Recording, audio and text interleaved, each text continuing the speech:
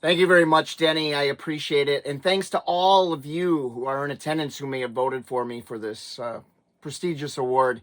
Also, I got to thank Ed Klanick for seeing fit to nominate me and taking the time to do so. And without him doing that, I would not be sitting here right now. So thanks, Ed.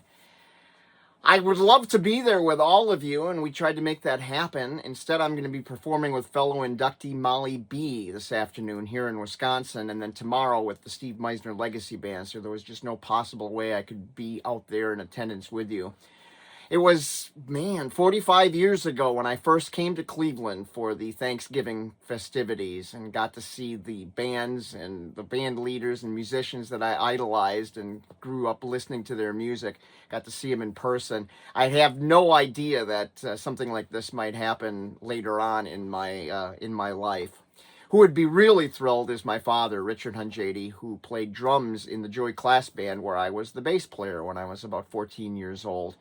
And in fact, my good friend Steve Meisner was the bass player right before I was. And, well, for some reason, 16-year-old Steve Meisner decided to not show up for a job, just kind of blew it off. And they pressed me in. I know, hard to believe that 16-year-old Steve Meisner didn't show up for a band job, right? So they pressed me into service. In fact, Steve used to give me some ridicule that I stole his playing job. I stole his bass playing job. I think he went on to do pretty well for himself. It was with the Joey Class Band that I got to go into Roger Bright's recording studio and make my first recording and really became interested in the recording process. A couple of years later in 1982, I opened HG Studio. And I was very lucky to have all sorts of musicians trust this 19 or 20-year-old kid with their recording projects. Musicians like Steve Meisner and also Vern Meisner. Musicians like Bob Dozak and Hank Thanander, Jeff Warnard, Frankie Yankovic, who came in with Grant Casera, Jerry Cron. All of them trusted me in those early years. And as I continued, started working with other well-known musicians like Gordon Hartman, and Don Grelick was part of his band for quite some time.